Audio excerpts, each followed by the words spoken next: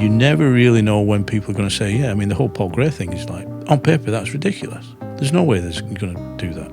He did it, and it sounds amazing. I've never, ever regretted making those decisions. I mean, the thing down at Hardy and Nance, nobody's done it there before. I don't think, maybe they won't do, but it sounded amazing and it looked amazing. Nobody offered me that. If you want to do something and it isn't quite working, then maybe do it yourself. If a gig isn't coming up, then maybe you do the gig, you become the promoter. So a lot of the whole ethos there is just take control of it and do it yourself. It's either going to work or it's not. Phillip, thanks for joining us today on the Songwriter Snack Time podcast. I want to start there. This will get into your history for sure, because you are calling these not chips. These are crisps. These are crisp. But man, tell me about your love affair with salt and vinegar crisps. Well, it's going to come very apparent very quickly that I'm an English guy. So sort of salt and vinegar is a staple of the English fish and chips. You know, I've been over here for quite a few years now. I think 16 years this time. That's one of the things you miss. I do like the kettle crisps, chips. Definitely. Although the bags over here are way too big. You know. Oh, for real? You should have a little small titchy bag. You know, I put a lot of weight on since I came over here. They're so addicting, man. It's we'll shout out Cape Cod kettle cooked potato chips here. So you mentioned earlier when we were just talking and setting up for the show that you literally came to the States when you were 35, 36? Yeah, 35, 36. Like take us back. The usual question that I start with is like, when did music, either being a musician or being a songwriter or both, when did that first, have an impact on you? It started quite young, I suppose. So I'm from the northwest of England, a place called Darwin, which is maybe 30, 35 miles north of Manchester. Working class, blue collar location. And probably as I moved into what you call high school here, maybe so 11, the schools are much smaller. The guy that was the first tutor when we moved into the first lesson, as it were, the first class, he was new. He's the music teacher, and I must have been messing around tapping on the desk or something. He said, "I need a drummer in the brass band." I went, yeah, okay. And the schools are much smaller, and we don't have big orchestras. But again, in that area of the country, essentially the music was around brass. Brass bands, and it is quite a traditional thing. So I started doing that, and I was okay at that. But then around the same time, the whole punk thing in the UK hit.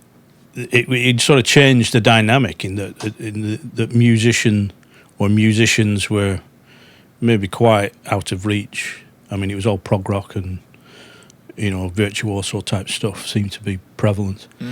But suddenly you realised, actually, anybody, we can do this. And there was almost the amateurish nature of it. Suddenly realised that we can all do this. Mm-hmm. And suddenly in the school and in the area, everybody seemed to be in a band. The fact I had access to a drum kit and had done a little bit in the brass band, it seemed just natural to join a band. And it was literally, well, I'll go and buy a bass and I'll play bass. And I'll go and we know this kid with the guitar down the end of the street. Mm-hmm. And for probably 4 years maybe even, we'd rehearse, mainly doing cover versions, but writing songs almost from day one. Oh, wow. And we could never get a singer. Somebody, I'll come and sing, and then stand in front of three of us and not have the bottle to actually do it. Yeah. So I ended up doing quite a lot of the singing as well. From the drum kit? From the drum kit. Okay, that's awesome. Which initially, and the style of music, so by the time we did our first gig, so I'd left school at that point by 17, we did our first gig.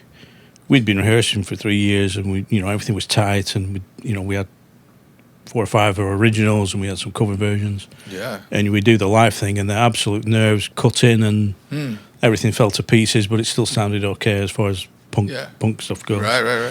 And it was a sort of second wave, really. So there was more, another set of punk bands around, and we were covering a few of those songs. But it was just that first gig, just the bug was there. That's a good way to explain it. It's like this bug or something that gets inside of you that really, because especially performing live, man, I think back at like the first time that I picked up a bass and played with a drummer at a church, and all I could do was da-na-na-na-na-na-na on one string, and then all my drummer friend could do was just like, but the way that feels, like that's addicting. It's like a drug. It is when know what I mean? when you sort of all connect. We had a bit of a sort of a routine.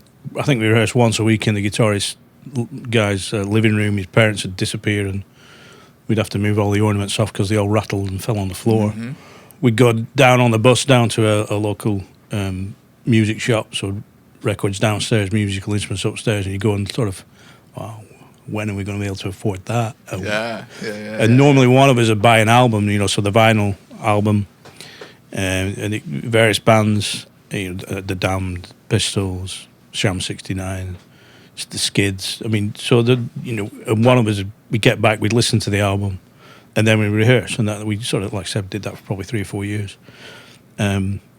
But it was very informative. And then we just carried on doing that for quite a while, in and out, doing bits of recording. Like I mentioned earlier, the first recording place we went to was a sort of a hobby recordist on 1/4-inch tape. It's the first time I played with a click track, which I found very difficult, really. I found it very limiting.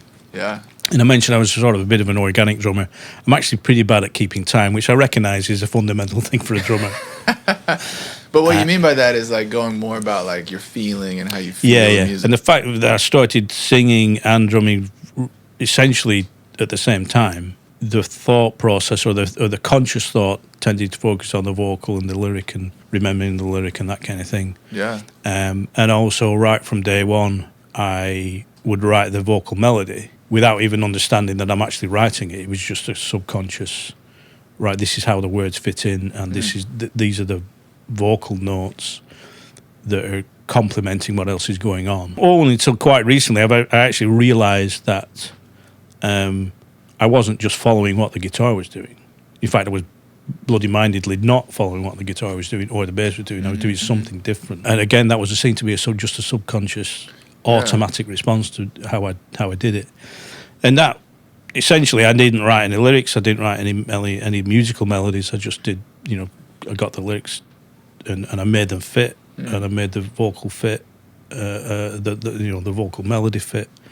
And we did that for quite a while and recorded a few things. But the band kept moving through, and it got to a point where we were gigging probably mid-80s, and it was going well. We were sounding good, and we'd done quite a bit of recording. But I was still the drummer, sat at the back. You weren't headlining much. You'd play in pubs and stuff, and people were like, where's that sound coming from?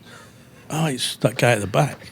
So there was a conversation where we either need a new drummer or a new singer. Yeah. And I thought, well, I quite like this singing thing. I don't want to give that up. So I stepped out. The first thing I noticed is the vocal, because of the breathing issue that you're drumming, which is punky stuff, is quite cardiovascular. Oh yeah. And singing. So again, by default, I developed a pretty good lung capacity. Yeah. So when I've not got that physicality of the drumming going on as well, I can hold a damn good note. And actually I can start to sing. Because naturally, I actually sing flat if I can't hear myself. So I was never really renowned as a particularly good singer. But it didn't really matter because of the style of stuff we were doing. Yeah. And the type of places you're playing, the fallback's never that great. Yeah. And I was having a ball anyway, so, it's always been quite a selfish thing to me. So the whole scenario of stepping out from behind the kit and becoming a front man, I loved it. Yeah. Absolutely. Were you just singing at that point, or did you play guitar too? No, just singing. Okay. Just singing. Yeah, cool. Did that for quite a while. I mean, we sort of we managed to get a local producer involved, a guy called Rex Sargent, and we went into Sweet 16 Studios, which used to be called Cargo. It's sort of on the outskirts of Manchester.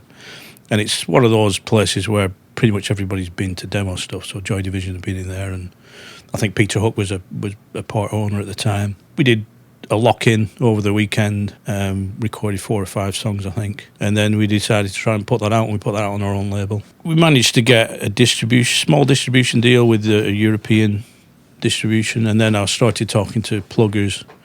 And one guy came back and said, "No, I'm not going to plug this, but I want to manage you." But the way we're going to do it is we'll get the deal first, and then based on just getting that deal, we expect you to sign a management contract. So okay, too good to be true type thing. We never really had a manager any time we did sort of have somebody who maybe looked at that, I ended up managing the managers. So not only was I doing the performers, I was I was hustling and getting the gigs, and I owned the van and we drove everybody around, and I think we bought half the PA and all that Which kind of stuff. probably has lended itself to like helping you nowadays, because nowadays it's a lot about doing things independently and treating yourself like a business and just like I mean, you probably put in a lot of work to prep. Yeah, I think the irony is that background side. I was talking to the old guitarist from probably a couple of weeks ago back in the UK, and he was saying, "Yeah, you were always very driven." I'm thinking, was it? Actually, yeah, well, I must have been. Not that I felt like that, but the fact that if we were going to get any gigs, I was getting them. I probably pushed, talking to the producer, I pushed putting the CD out. I hustled to get the money together to get that. Somebody lent us the money, and we made sure we paid them back. But and any gigs we were doing, you got paid a bit of money, but we just all went back into paying for recording. Well, I mean, you're talking about 30 years ago, right? It's like, I think that has lended probably itself to like, now you're still making music. You know, you're such a, it seems like you're a driven person, and especially when it comes to your music. A lot of people, I think, may get discouraged, especially when they think about the numbers of how many people are putting out music, how many songs are out there. But if you don't love it, you're not going to stick with it. You know what I mean? Like if you're not driven, if it's not that bug inside of you, then you're just going to give up. Yeah, I mean, if you're thinking, right, I'll do this and I'll get famous and then I'll have a great life. Yeah, I think you're in it for the wrong thing. The music is a disease. I mean, I moved over to here. What was that transition like from England? Now you're 35 and you're transitioning. Like, what brought you to the States? Ironically, I think I was a toolmaker originally. I worked in a factory, and then I decided to do sort of marketing and business degree, quite late-ish in life, so mid-20s, and it was the management side of the band and the hustling and the setting gigs up, and if the gigs weren't there, you'd promote your own gigs, that kind of thing. If things weren't working, I'd make it work by taking over that part of it. So all of that sort of lent itself quite well to me, into sort of management and sales and project management. And I ended up coming over here sort of on the energy sector, really. In theory, I'd sort of put the band away sort of in 2000. I think it was the last time we played as a full band. And then we came over here. Can people find that old punk stuff on iTunes or well, at that point, it wasn't. It sort of evolved quite a lot. So the band was called Russian for Money. And it was old enough that meant... It's supposed to mean something, but I made that up after the fact. It was just it was one of those list of names. We got a decent support slot with UK subs, and we were going to change the name, and it was like on the phone, what do you call them? I'm going to pick that, and we'd written it down going, we don't know what the Russian word for money is, we'll find that out. Yeah. So we wrote down Russian for Money, and then the meaning came later. Looking at all the lists, I'm thinking, that's the best one, so on the phone, right, we're called Russian for Money, and that stuck. And it stuck for, 20 years. Yeah. Talk about that transition from your history to where you are now. So I came over here and I wasn't doing anything really for maybe about 6 months. I started to go a bit stir crazy, and as I said, that's where it's in the blood, and you just need to do something. So I bought a drum kit again, and I just started playing at home, and that sort of took the edge off for a while. And actually, we went back to the UK again, and I did a little bit more. With the other old guys there, and then probably about 4 years later, we came back again. And then we've been here since 2006, I think it is now. And again, I did a little bit, and in the interim, when I was back in the UK, I worked out I could do open mic nights wherever I happened to be. And I did a few just a cappella song, and essentially my own stuff. Yeah. And I thought, well, if I can teach myself guitar, wow, I mean, that's it. Yeah, I could do this wherever. So you were like, I got to learn an instrument so that I can just make my own stuff. Yeah, I'd been around guitar, so I understood guitars. I picked up a guitar and I tried to teach myself, and I just got very frustrated very quickly. Yeah, for sure. Because I just couldn't get the fingering chord right and everything. So then that put it down a bit, but I picked it up again, and by the time I came back here, I sort of had a guitar. The excuse was I think it was a Christmas present for the boys to play around with, but they never got their hands on it. I kept hold of it. You get the rudimentary teach yourself guitar books, and I got really frustrated, so I stopped it, and then I picked it up again and just started, does that sound okay? Does that sound okay? Yes, no, yes, no. So even today, I really don't know what I play. You know, the musical theory, doesn't and exist. stuff like that, yeah. I have no theory whatsoever. Gotcha. I think I know one or two of the notes, or true root notes, then the rest of it is just all... Does it sound good? Does it sound good? I love that. Because I had to concentrate on where to place the fingers on the left hand, I'd just slide. So it ripped my fingers to pieces. So I actually used the Elixir Nano Web, I think, now. So they're slightly better. But my fingers are like concrete on the end now anyway. Are you interested in the music theory side? Do you think that No. inhibits your creativity, or are you just like... Well, actually, that's a good point. I do believe so now. I recognise, or I feel I have a limited repertoire. In that, so you're not able to create what's going on in your head. But I also use a lot of tricks. So I use a lot of different tunings, capo, a lot of harmonics. Yeah. So essentially, I play the drum kit on the guitar. To the point that one of the tracks that we did with AJ down at the session earlier this year was a new song. Most of them were old songs I just rehearsed. Oh, okay. And I really liked the lyric, but didn't really have a tune for it. So I just hit the guitar. Yeah. Quite literally, it was an open D, I think it was. I just tuned it to open D, a lot of reverb and distortion. Just smacked the guitar, and then sang the vocal melody over the top, and it came out amazingly well. The annoying thing is I cannot replicate it. And I've been trying because I've been, looking to do some live stuff, and I'm thinking I just can't do this. So I need to work that out. So that is a limiting issue. It's a bit like, that's the hard work part for me if I need to go and learn the theory. Because of that, I actually don't think I'm a very good guitarist whatsoever. What I do take for granted is that the right hand, the rhythm side, is actually very well advanced with the drumming part. Yeah, for sure. And particularly, if I noticed one of the things that came into the session that I did with earlier the year, it was based on the fact that I was going to do a live streamed event from Numbers nightclub. I read that online and it got canceled last minute or something. Yeah, so it was one of those things where somebody asked me to do it, and I thought, okay, that's a bit weird. And I actually thought, okay, I'd be surprised if this goes ahead, but it forced me to pull a decent set together. It forced me to recognise, okay, I need to add some more dynamics. I put a drum beat, and the drum beat's very purposely metronomic. Yeah. Absolutely the same thing all the way through. Because I do tend to speed up. The feel of the thing, and certain songs are done. It's done on purpose. I like the dynamics because you have to play around with the dynamics because I've got a limited technical ability. Although I think that's again not necessarily a conscious thing. I think I've thought about that after the fact. So there's a lot of things I take for granted that I'm actually probably very good on the guitar as a rhythm guitarist. I'm definitely not a lead guitarist. Sure. Forget that. Yeah. And then the fact that you've got this drum beat that you can play against, that was a revelation to me, is because essentially I was playing acoustic guitar, singer-songwriter style, and from my history, I know there's much more that I can play around with. I do like noisy stuff occasionally and things. Yeah. So I've got an electric guitar, and I crank that up and nice distortion occasionally. But the fact you could just play along against this drum beat and maybe just be dragging behind the beat or some syncopation around it, just really opened it up to me and gave it a bit more dynamic.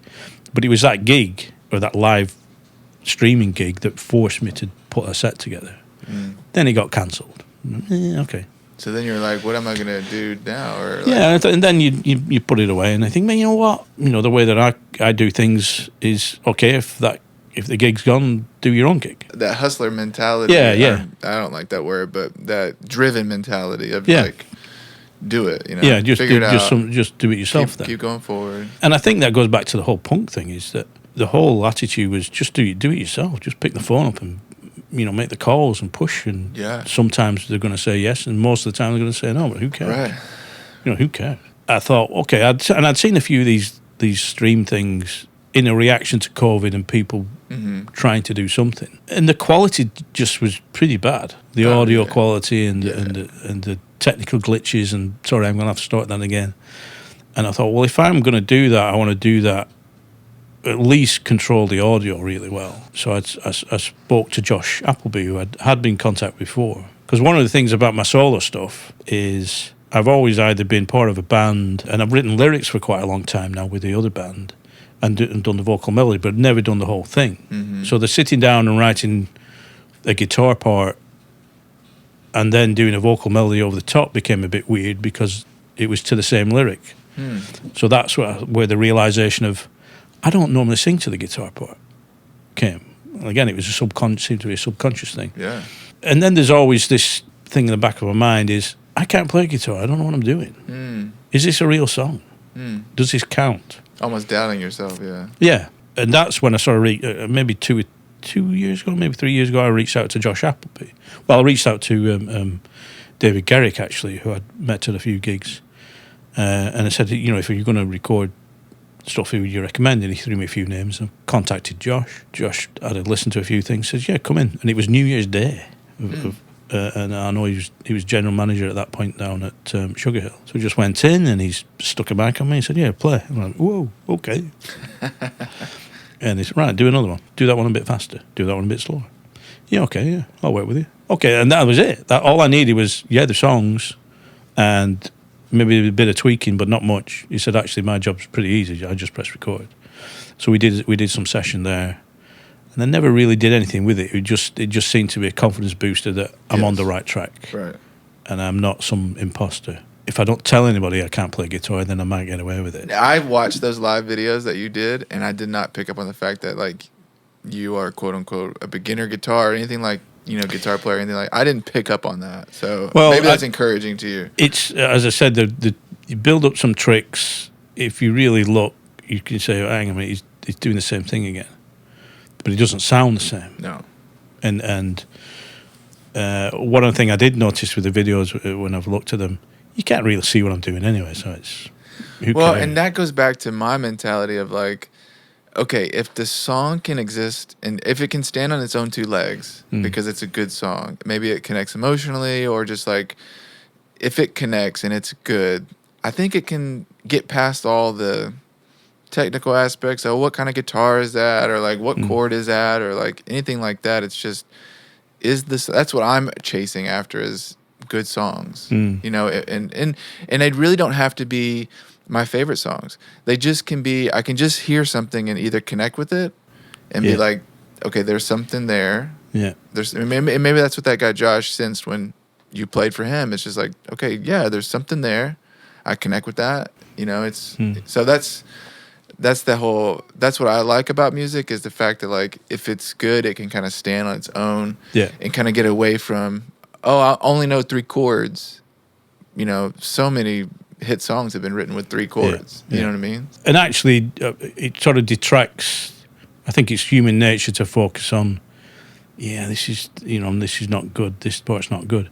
But it detracts from the fact that I actually think I write pretty good lyrics, and vocally, I'm actually... I think I'm pretty good. Yeah. And my range... Yeah, you have a strong voice. I used to use my falsetto a lot live, but never recorded with it, weirdly. So I think that those aspects of it I'm very comfortable with, and lyrically, I struggle honing those. I like wordplay. There's certain tricks I used to use. You feel like you have to keep refining and refining until you get to a place where you like your lyrics? Yes. Some songs just come... And like I was saying, that song where I just hit the guitar, I really like that lyric. That lyric came very quickly.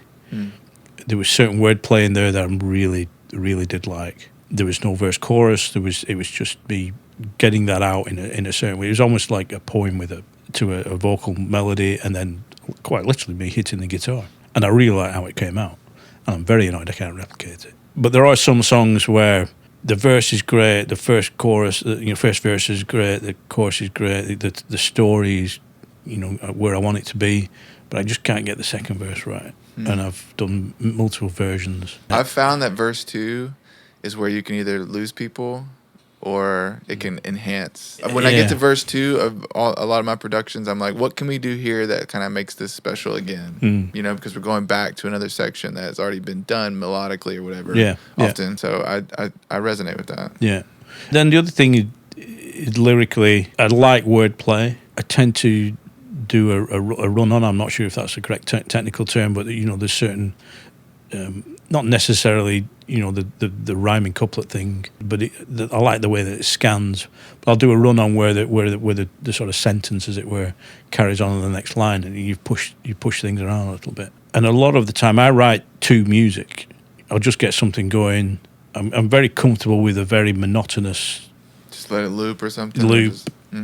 Sort of almost industrial background, and I'll write over the top of it. That's how we used to write with the guys in the band. They'd come up with a riff. I said, just keep doing that, and I'd just go with it. And you end up maybe finding the vocal melody first, and then a line or a couple of words would click in. You go, okay, well, what's that talking about? What is that? Right. And you then... It's almost like your subconscious creates something, and then your job is to figure out... Yeah. How to refine what you're trying to say. Yeah, exactly. Or what is that? And so they tend to be theoretical stories that are quite vivid in my head, but I tend to be pretty concise in the way that the lyric tries to convey that. And actually, quite recently I had a bit of a crisis. Not a crisis, but you start to think, well, the way that when I'm performing these, I have this extremely vivid mental picture that enhances my experience. The words or lay over the top of that, but the person listening to it, particularly for the first time, hasn't got all that reference that I've got in my head. Right, and am I doing a decent enough job of conveying what it is I'm conveying? Even now, I mean, and it has cropped up a few times recently. I did a little gig thing down at Hardy Nance Studios at the weekend. The audio shouldn't have worked, but it sounded amazing. But it was right at the end of a long corridor. Oh, interesting. And visually, probably 5 years ago, I thought that would be a great place to play. It might sound bad, but it looks amazing. I made it work, and part of that is that the front cover of the album that's coming out is a photograph of an artist, Claire Richard, who basically runs Hardy and Nance now. Oh, okay.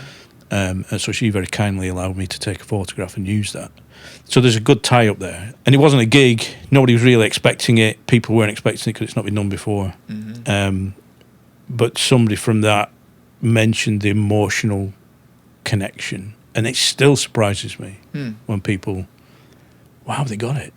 How does that happen? How does me, saying a few words to a bit of a tune convey that emotional aspect? It still surprises me. When you first start, you sort of write poems almost, and it's a bit route one. I'm feeling amazing. Right. There's a lyric that's quite an old lyric. It's sort of one of the original songs I wrote on guitar, which was literally a finger position, and I just slid up and down the neck the entire song and didn't move my fingers again. Just ripped my fingertips to pieces. But the line on that one is, he walked into the bar alone with no intention of changing that, and that's 8 words. The reason I like that is, in my opinion, it seems to convey a lot of things and sets a scene. But as I said, in my mind, I know what that bar was, because that was me, and it is a certain period of time where I'd walk into that bar, I'd get a beer, and I'd go and sit in the corner, and don't come and talk to me. Just going through various things in your life, and every time that thing comes up, I've got the advantage of all of that. Mental picture in my head. And sometimes you've got to take a step back and say, well, if you take away all of that and it's just me singing those, how is that conveying anything, really? Yeah, I step back and I take a look and think, does it work? Does it tell the right story I'm wanting to tell? And then equally, so what? Sometimes I just say, well, people are going to take what they want from it. Right. And that's true too. Like, you may mean it one way, and then someone hears it and may take it another way. And it's kind of the beautiful magic too of songs. When I talk about, like, where does the inspiration for your music come from? Is it come from just your life and kind of what you're experiencing or is it just literally the muse of this idea that's coming about, and then you just go with it? I think anybody that knows me on a personal level would say I'm pretty easygoing, got a pretty good sense of humour, and quite even keel. Lyrically, it's pretty dark. So I think over the years it's become a sort of a coping mechanism, a way of coping with stress. Just normal life. Sure. And it's been very healthy in that respect. Yeah. And weirdly, when I was doing live stuff in the band, and I didn't have an instrument, it was just me and a microphone stands. Occasionally, you could really freak out. You could really go crazy. And the fact that you're on a stage, it's not expected, but it's not unexpected. Yeah. You're given permission to Right. be able to be Yes. the crazy man in the corner. Yeah. It's incredibly cathartic when you do that. Yeah. Subconsciously, I've been able to filter things into that creative space and allow myself to be darker and depressed and depressing lyrically. You feel like the songs that you've been writing have been helping you cope emotionally with just with your stresses and just different life stuff. Yeah. I mean, there's been a lot of stresses in life stuff the last couple Yeah, of I years. mean, like life throws up all sorts of things. I mean, just everybody's got the various things to cope with, sometimes more acute than others. Quite a few years ago, I had a conversation with my wife, and she said, "It's not about me." No, it's not. It's not about you. And it's genuinely not. It is a genuinely sort of a feeling and a what is this? What is this particular phrase? What is it pointing to? I mean, there's a song that I do called "Standing in the Rain," which sort of evolved into one of those sort of dystopian type movie things. And quite recently, I was trying to work out a description for it for Bandcamp. In fact, I think when the video went up on YouTube, and I called it an Orwellian love song. You know, sort of 1984 type scenario. And it's those kind of things that I'm not sure if it's chicken and egg, but you know, it starts to evolve, and then lyrically evolved into a bit more along those lines. I'm normally trying to find out what is this talking about, and they are little stories, so it's not really real life. But I think the emotional side behind it is one or two steps behind. I think that's an accurate assessment. Is your songwriting process, is it more of a disciplined act, or are you kind of going when you're inspired, or is it a little bit of both? It's mostly just very ad hoc. You know, I'm not a proponent of quantity. And I actually do recognise that philosophically that there is a benefit. You know, if you get into a habit of doing things on a much regular basis, you sort of evolve a little bit quicker. I'm not saying I've resisted that. It's just I just haven't found that works for me. How that works for you, yeah. You know, I have a sort of partner in the space down at Francisco's, and I'll go down there quite regularly. And most recently, I suppose this year, particularly after we really refined the session. That we recorded early in the year, I just go down and almost primal scream. You just crank it up high volume. You're not worried about anybody complaining. The neighbours or the family going, "What are you doing?" And just really cranking it out. Yeah, I've been hitting a lot of falsetto stuff, almost operatic. Yeah, against drum beats. Nice. And I'm just in an element. I mean, I almost hypnotise myself. You know, just keep doing the same mantra over like 10 minutes. It's almost like mindfulness to some degree. And then things start to evolve, and you think, okay, that's a lyric, and I'll maybe jot it down, or I'll do a quick recording. But it takes me a long time to write, or very quickly. Sometimes things just happen really quick, really fast. Sometimes it just flows out. Yeah. So you said that you have a project that is coming out. I believe I saw December, or it's coming out in a month or so, right? Yeah, so we go back to that numbers gig, and then I made a decision to go back to Josh and asked him to record it. And he suggested, at that point, I think he's more freelance, so he suggested going to Wire Road Studio. So we made an appointment, and I think it was the 14th of November last year. And we were going to go in, and we were just going to record it live. I knew at that point we'd have very good control of the audio, but it had, the live performance was down to me. Yeah. So that was where I really rehearsed it, and that was going to be streamed live on Facebook. So I sort of set that up.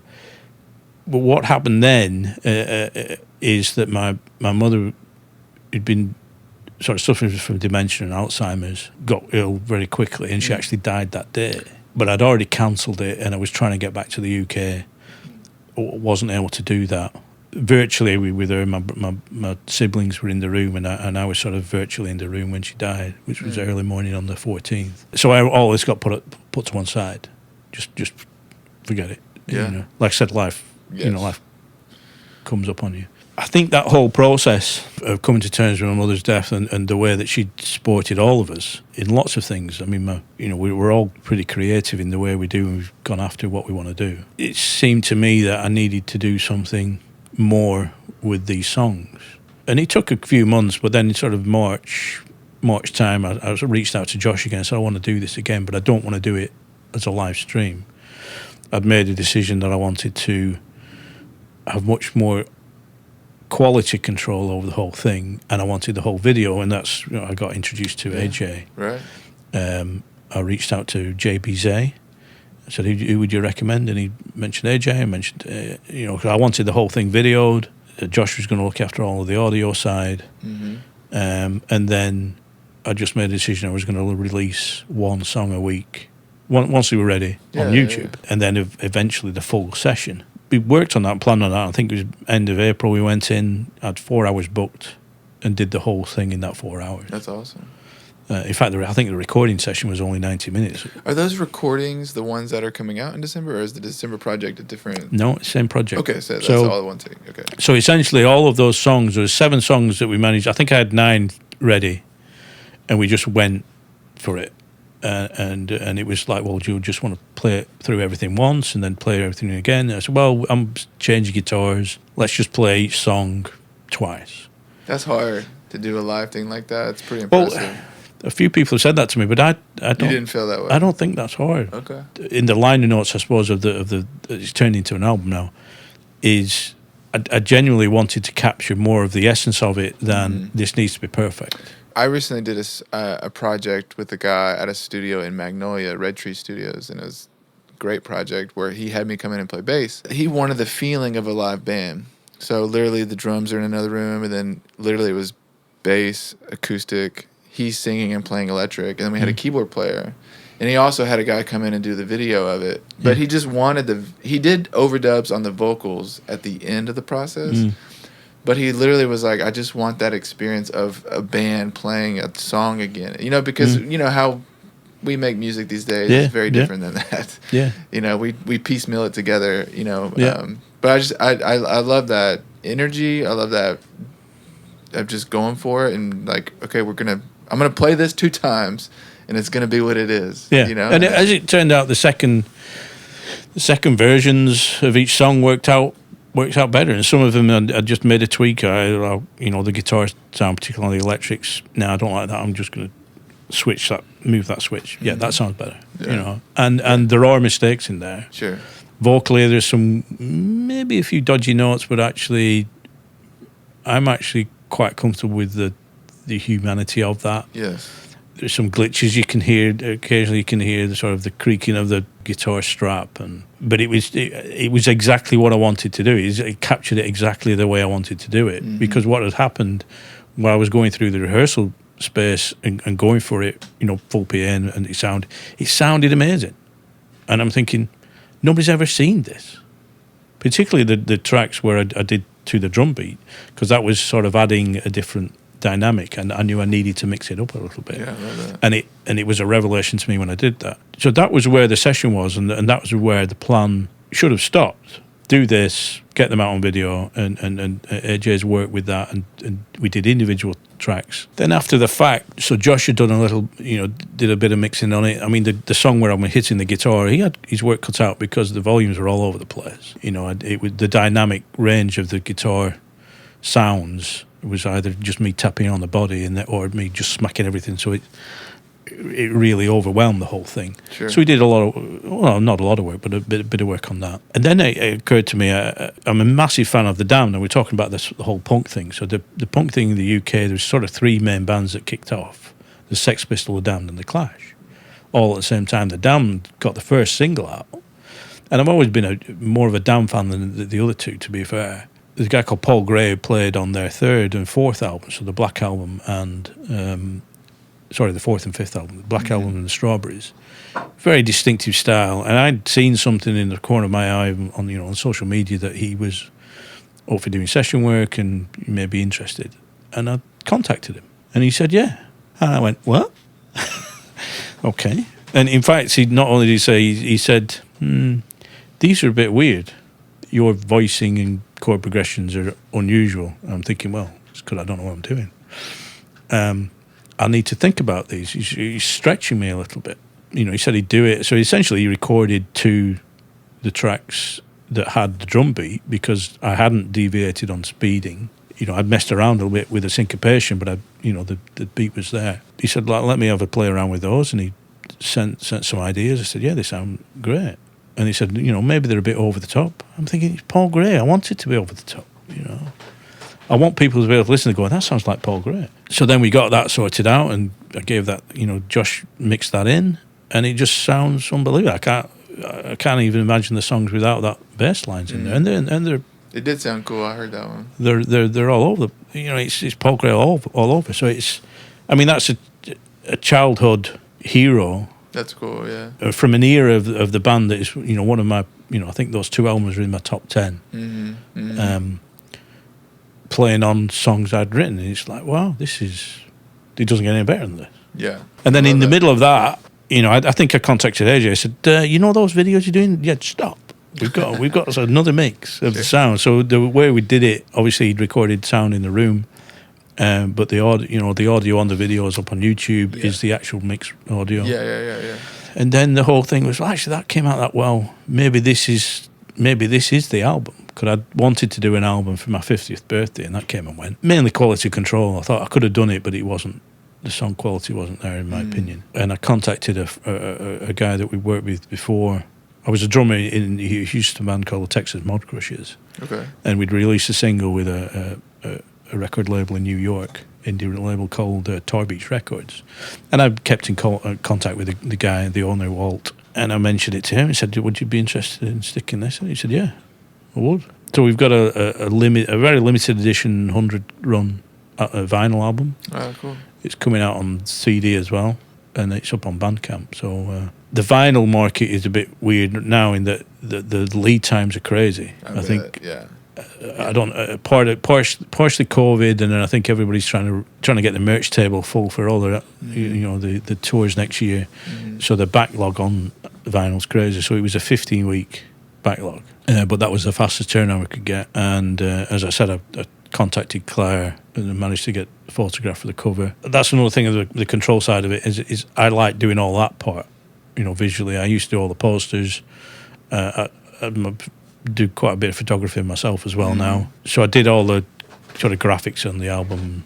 That part of it has been, again, another great release for me to be able to enjoy doing that. The whole thing started to grow legs and get bigger and bigger and bigger. So the album coming out in December, assuming it ships on time, will be, vinyl in my hands, and I've never done. I never even thought I'd get anywhere near that. That's really exciting. People have lots of different answers to this question, but how would you define success for you as a songwriter? As I mentioned, the emotional connection. If somebody actually says that reached out to them, or I was talking to an artist actually at the Hardy and Dance thing, and he's working in a visual medium, and his description was working in a visual medium, but you don't see a picture or a photograph or artwork, and the hairs stand up on your arms. That happens with music. If somewhere that connection, that's a success. But also, I suppose, on a more sort of practical level, I'd like to get somebody else maybe record one of these songs. I mean, I recognise I'm a bit long in the tooth to sort of be the breakout artist of the year. Sure. Myself, but who knows? But you may have gathered a lot of what I do is extremely selfish. This is more of a mental management tool for my own personal benefit. I do need to try and do it live and get it out there, but there's the sort of acceptance and the business side of it isn't as important to me. And I'm in a lucky situation that financially I don't need to. Right.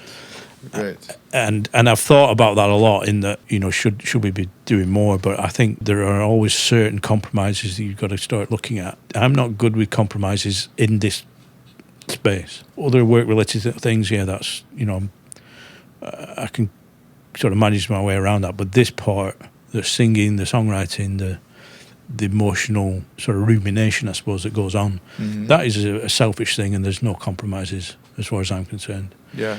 And I can be quite pig-headed, really. May tend to lengthen out, the time that it takes to put something together. But at the end of the day, because it makes you, because you know yourself, and that's that's what satisfies your need, you're almost okay with that process. Yeah. You know? There are certain things that I will just be a bit obtuse about on purpose. I don't know whether I've got a weird sense of humor or a sense of mischief, but I think I mentioned the drum beats that are on two of the tracks. They are absolutely purposeful and very significantly metronomic. Mm-hmm. They do not deviate from start to finish. Mm-hmm. You press start and you press stop, and that's it. And there's just some perverse satisfaction in that. I know that's going to wind some people up. The way that it evolved was me to add some more dynamic to what the songs were, and then the way when I played over the top of them, it just opened up a lot, much better thing for me. Yeah. But I do recognise that may be just a push too far for some people. But not only am I okay about that, I'm sort of doing it on purpose. Yeah. And I'm also conscious that I don't really want to sound like anybody else. What is the song that you're going to play today and perform today? So the song I want to do today is called What You Get. There's two reasons for that. One is there's a lot of dynamic variation in that, it goes from very quiet to pretty loud. It was probably the first song I'd written with from the acoustic perspective and wasn't a rehashed lyric. And I really like the lyric. I like the way that the story flows, and it is a little bit obscure. It's not totally obvious. Yeah, so that's the song. We actually did do a version of that with the Texas Mud Crushers. So that's the song we're going to do today.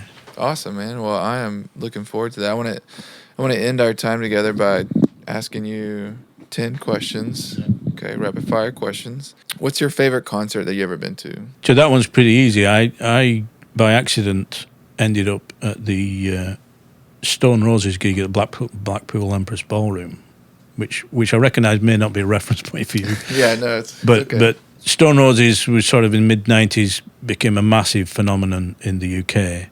I'd never heard of them, and I had the van with a band, and somebody I knew, their driver pulled out and said, "Can you drive us to this gig tomorrow night? We'll get you a ticket." Got to the gig.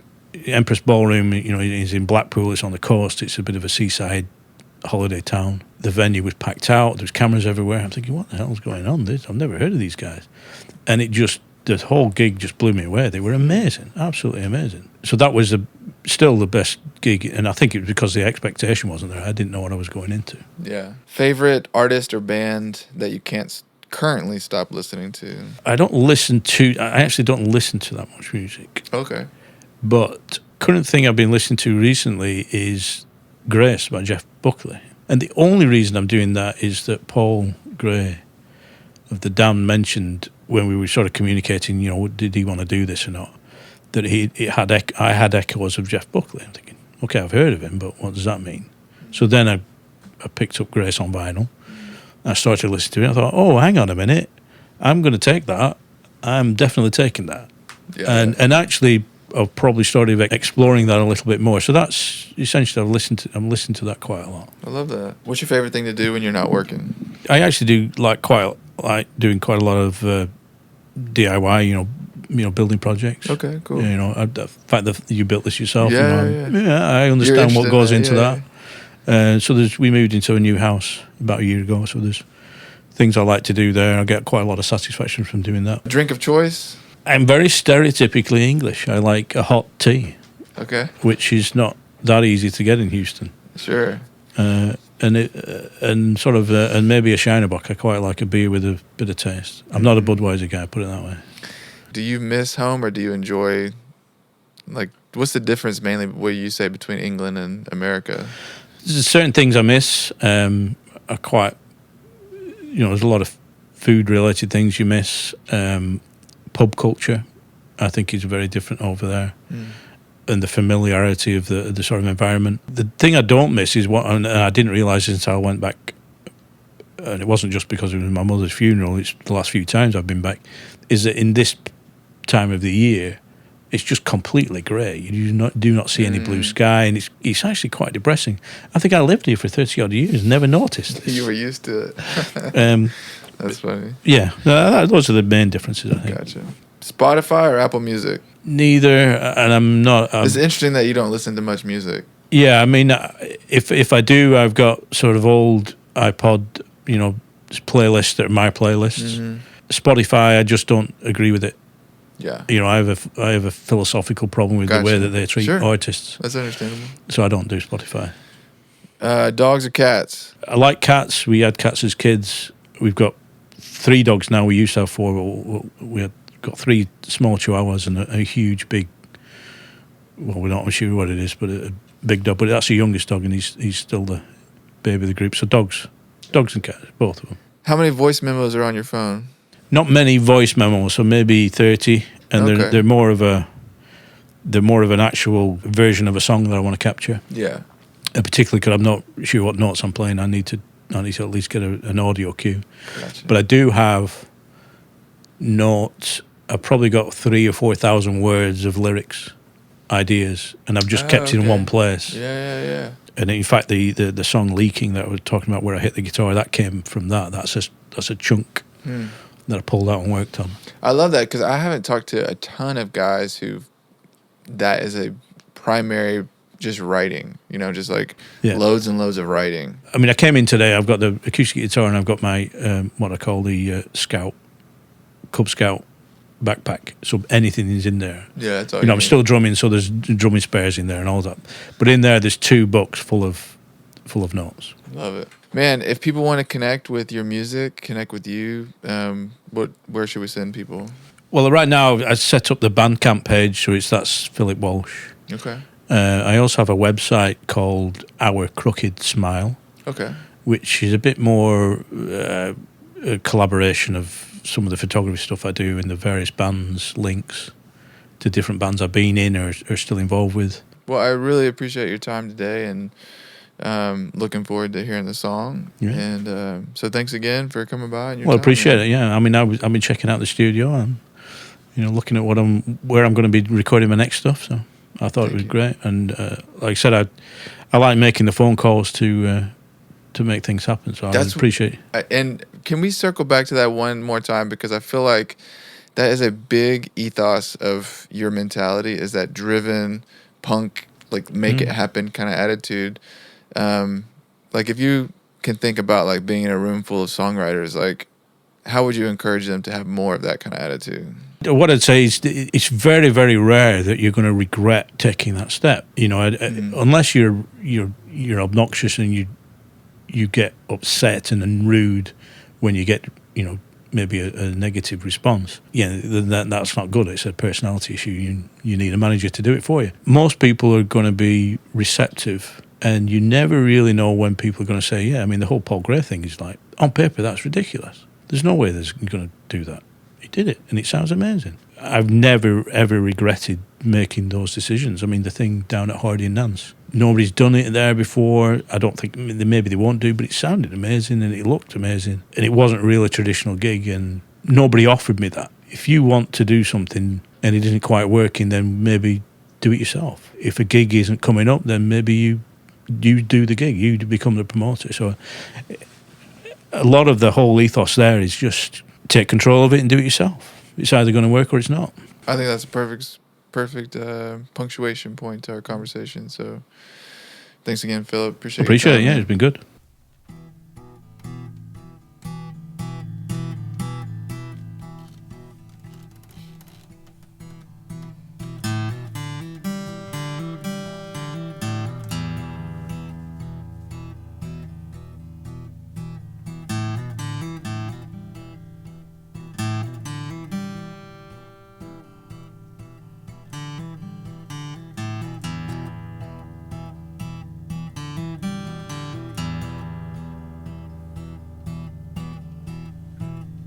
I'm not the man you seem to think that I am.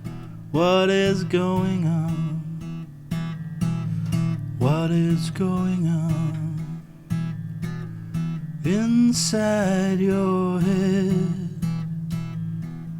Inside your head, I need to know, what is it you want from me? What you get is what you see. What is it you want from me? What you get?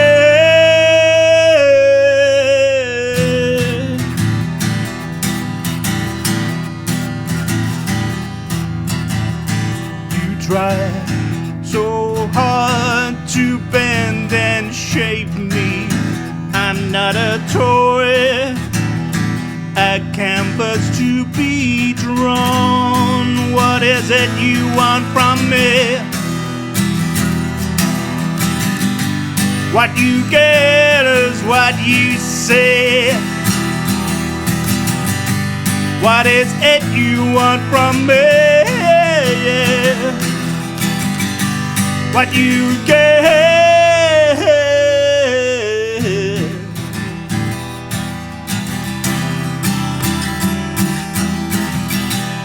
This is what you get. Don't do something you will regret. I am just a man. That is all I am. That is all that I am.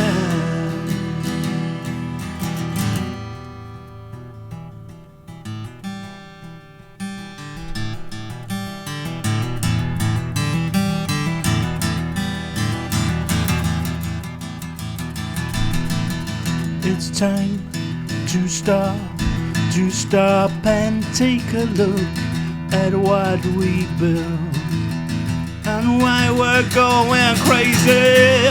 What is it you want from me? What you get is what you see. What is it you want from me? This is all that you get.